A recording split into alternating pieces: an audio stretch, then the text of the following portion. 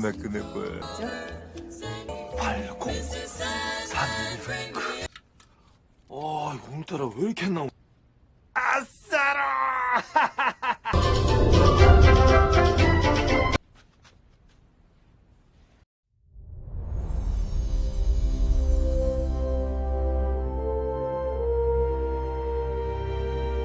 Halo teman-teman, gimana kabarnya?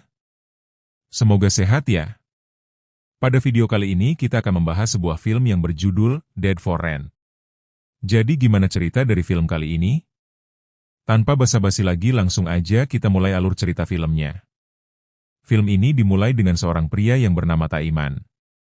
Dia adalah seorang pengangguran yang tiap hari kerjaannya cuma nonton TV sambil bermalas-malasan.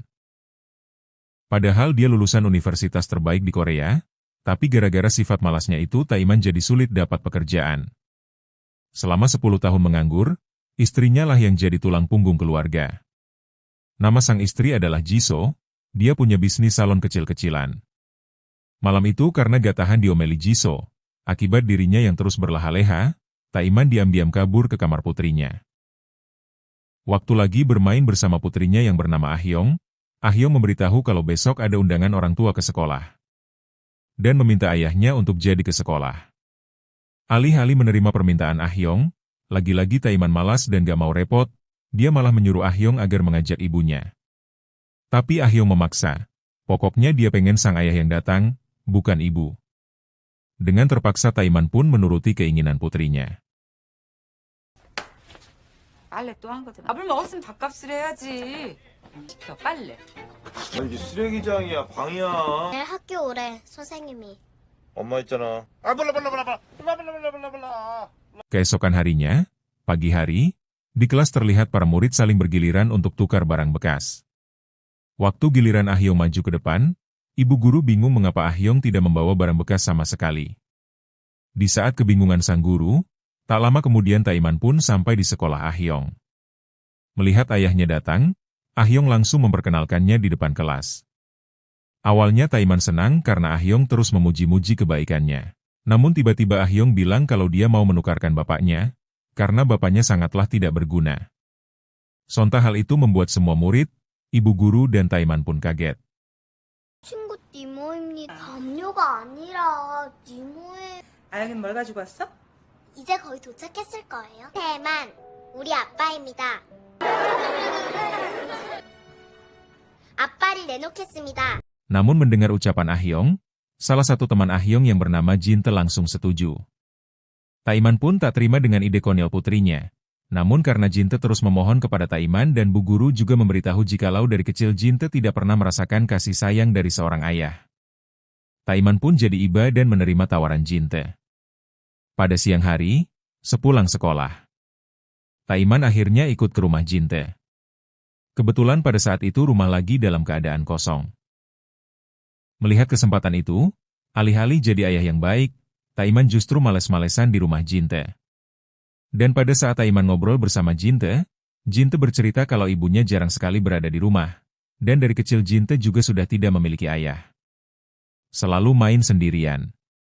Taiman pun merasa iba lalu mengajak Jinte untuk main bareng. Dari mulai main ninja-ninjaan, sampai main tembakan air. Pas lagi asik main, tiba-tiba ibu Jinte pulang. Taiman tidak sengaja menembak tubuh dan wajah ibu Jinte dengan air. Merasa ada orang lain, ibu Jinte langsung memukul Taiman hingga pingsan. 아이고, 좋아. 엄마, 그냥 너 혼자 뭐라도 하라고. 덤벼라!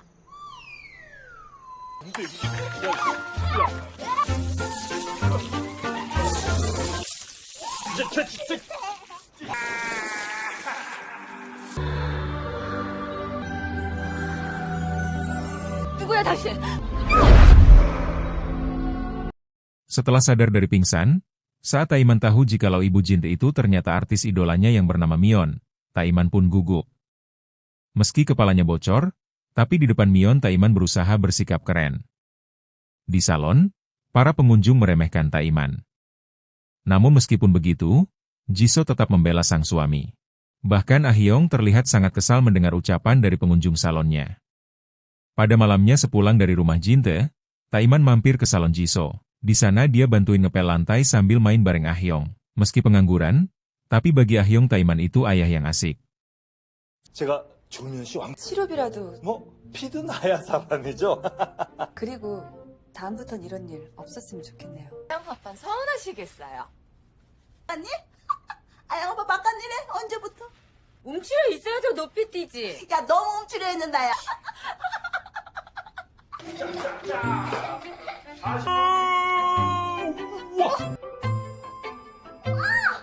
Setelah pulang dari salon, saat Jisoo sedang bersiap untuk tidur, Taiman berusaha minta jatah mantap-mantap. Namun Jisoo akan memberikannya jika Taiman sudah bisa memberikan nafkah kepada sang istri.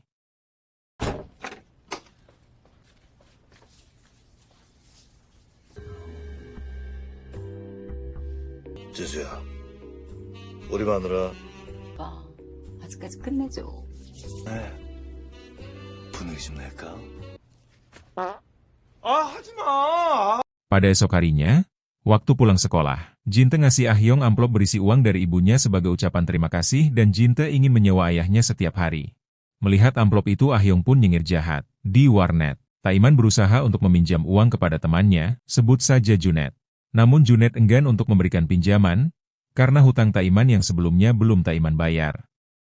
Di malam harinya, ketika mereka sudah makan, Taiman mengajak Junet untuk minum-minum, namun Junet menolaknya. Pada saat Taiman ngedumel, salah satu temannya, sebut aja Asep, mengajak Taiman untuk minum-minum. Namun si Asep sudah setengah sadar.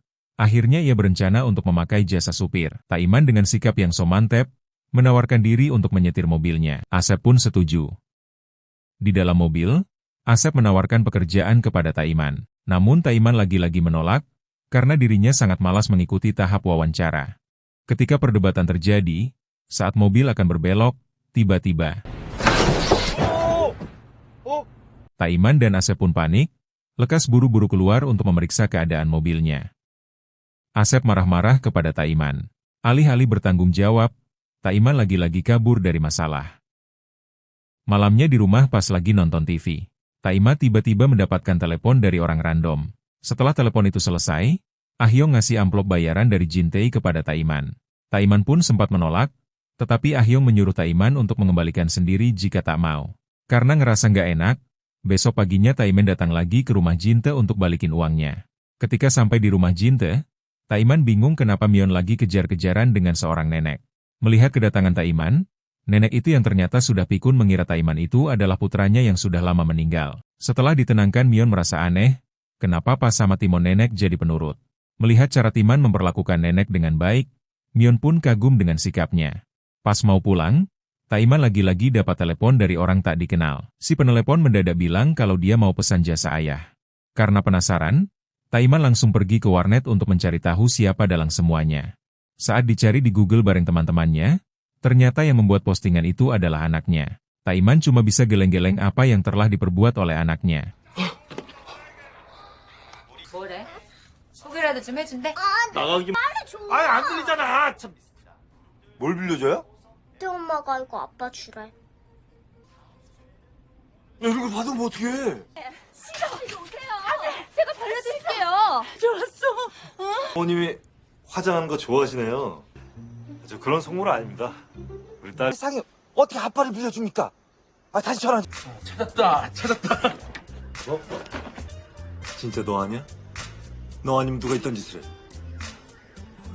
뭐 Pada siang hari, saat makan, Taiman menginterogasi Ah Hyung dan dengan santai Ah Hyung bilang, alasan dia melakukan ini agar sang ayah punya kerjaan. Selain membantu orang di luar sana yang tidak punya ayah, Taiman juga bisa dapat uang. Mendengar jawaban Ah Hyung, kepala Taiman pun jadi makin pusing. Di tengah obrolan, Ah Hyung ngasih kertas bertuliskan alamat klien berikutnya. Kali ini kliennya perempuan, dia meminta ketemuan di kedai pada malam hari. Mau gak mau Taiman terpaksa nerima orderan itu.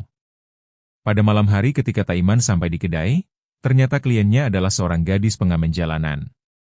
Tanpa basa-basi si klien langsung nyuruh Taiman untuk duduk. Klien meminta Taiman untuk dengerin dia curhat. Seakan-akan jadi sosok ayah pada awalnya si klien curhat baik-baik, dia cerita kalau dia rindu banget ke pas ayahnya. Tapi lama-lama si klien kesal sendiri terus nyiram muka Taiman sambil marah-marah. Dia bilang, gara-gara ayah ninggalin keluarga ibunya jadi nanggung beban berat sampai sakit dan meninggal dunia. Habis marah mendadak, klien pun nangis, Timon pun kasihan lalu berusaha untuk menenangkannya.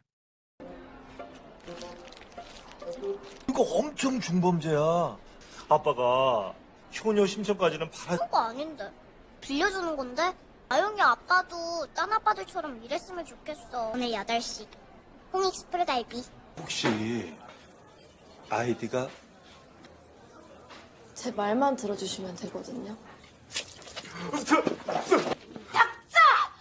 그냥 내 말만 듣고 있으라고! Keesokan paginya saat sarapan, Taiman ngomel-ngomel kepada Ahyong soal kejadian tadi malam. Mendengar keluh kesah sang ayah, Ahyong justru senang, lalu Ahyong ngasih lagi alamat klien berikutnya. Di tengah obrolan, Jisoo ngasih hadiah sepatu baru. Dia beliin sepatu karena akhir-akhir ini suaminya kelihatan sedang sibuk cari kerja. Jisoo yang belum tahu bahwa Taiman sekarang menjadi ayah sewaan pun terus menyemangatinya untuk mencari pekerjaan. Melihat kepedulian Jisoo, Taiman pun senang. Selesai sarapan, Taiman pergi ke alamat rumah klien. Pada saat bertemu dengan klien, ternyata kliennya adalah seorang gadis SMA. Dia anak yatim piatu, gadis itu sudah lama berhenti sekolah gara-gara hamil di luar nikah. Tujuannya memesan jasa Taiman karena dia ingin ada sosok ayah yang menemani di sampingnya saat melahirkan nanti. Jadi dia minta agar Taiman selalu siap bila sewaktu-waktu dia lahiran. Taiman pun bersedia. Malamnya di warkop pas lagi nongkrong, Taiman curhat ke Junet, meski sekarang sudah ada kerjaan sampingan tapi masih belum cukup untuk membantu keuangan keluarganya. Sebenarnya selama ini Taiman sadar dia adalah suami yang gak berguna. Junet lalu mencoba memberi semangat, daripada cuma dijadikan kerja sampingan kenapa nggak difokusin aja ngembangin bisnis jasa sewa ayah siapa tahu sukses. Mendengar saran barusan, pikiran Taiman mulai terbuka. Pada esok harinya, dia benar-benar meresmikan bisnis jasa sewa ayah di warnet milik Junet. Rencananya Taiman akan jadi direktur utama, sedang Junet akan jadi wakil direktur dan baru juga diresmiin langsung dapat orderan dari si gadis pengamen lagi. Karena tahu bakal digamparin, Taiman pun minta Junet gantikan dia dengan polosnya Junet pun bersedia.